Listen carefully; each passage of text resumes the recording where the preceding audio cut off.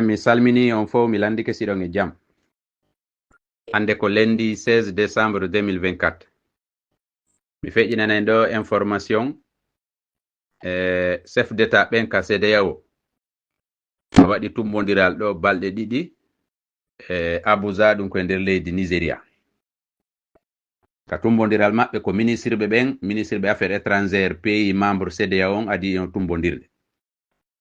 Ɓe tumbodirno e samedi on ɗon kamɓe ministre ɓen e président commission on ka CEDEAO ɓe prépari tumbodiral chef d'état ɓen e dimension. E dimension hankin chef d'état ɓen ka CEDEAO ɓe tumbodirno ɓe yewti fi piiji buy. E nder ko ɓe yewti kon ton ɓe yewtuno fi Guinée Conakry. Ɓaɓe gayni yewtude fi transition on Mali Bamako kañum e Niger e Burkina Faso ɗin peeji ɗon tati ko haldi fotti kon ɓe yalta e woni ka CEDEAO. CEDEAO yewtidani ɓe wo ɓe nani ɓe jaɓi ko ɗiɗa peeji tati haldi fotti yaltay kon. Ɓenni ɓe jonni ɗin ɗon peeji tati lebbi jeego ibi le 29 janvier 2025 ha le 29 juillet 2025 lebbi jeego.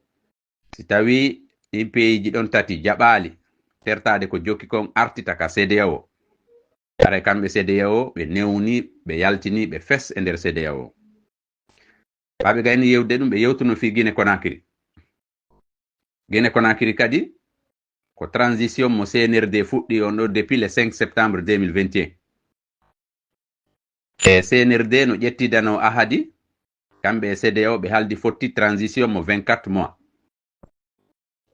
Ara transition on fuɗɗoto le 1er janvier 2023 lanna le 31 décembre 2024. Ko ɗum woni 24 mois duuɓi ɗiɗi ɗi ɓe haldi ɗi. E CNRD e nder ɗi duuɓi ɗiɗi ɗo fop CNRD jaɓaali yewtidede famodire fino organisera élection ji ɗin kamɓe soori ɓen ɓe hootaka kan. E nder tumbodiral ngal ɗon chef d'état ɓen ka CEDEAO ɓe wanno ɗon proposition fi fahin darugol si tawi kamɓe e CNRD e gouvernement mum on ɓe famodire. Ɓe inni ɓe halfini président commission CEDEAO on yo wallito gouvernement CNRD on no ɓe appliquera feuille de route ko CNRD propose kon fi retour à l'ordre constitutionnel. Ɓe halfini kamɓe chef d'état ɓen fo président commission ka CEDEAO yo immin délégation jano ko ara Guinée Conakry ɗo yiida e gouvernement CNRD on kañum e parti politique ji ɗi fi yo ɓe wawa yewtidude ɓe famodira ndara si ɓe wawa wadde élection ji laaɓuɗi poy e soori ɓen hootaka kan. Fayin chef d'état ɓen ka CEDEAO ɓeni ɓe halfini président commission on fi yo waw wallitade fi yo gouvernement Guinée o yo organise élection ji ara fop no tawa parti politique kala faalaɗo tawede no tawa ara kala leader jo duwaɗo tawede hara no tawa. Ɓe wi kadi fayin ɓe halfini président commission on ka CEDEAO yo wallito gouvernement CNRD on no ɓe yewtidira e partenaire technique et financier on ɗum ko communauté internationale yiida e partenaire ɓen ɓe wallito no mbuuɗi heɓora fino élection ji ɗin organisire Guinée Conakry ɗo.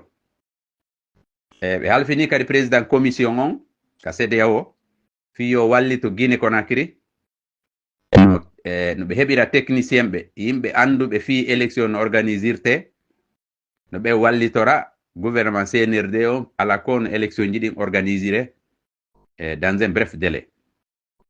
Aray ko ɗeɗo toɓɓe ɓe yewti fi ko concerni Guinée Conakry ɓe yewtuno fi pays ji ɗin ka CEDEAO ɓurɗi ɗin marɓe difficulté marɓe probléme ji ɓe proposi solution ji fi ala ko no hejjire e nder Afrique de l'Ouest on ɗo ka CEDEAO hara piiro waɗaali hara gere waɗaali. Ɗiɗo proposition ji ɓe waɗani en fi Guinée Conakry. Merci beaucoup.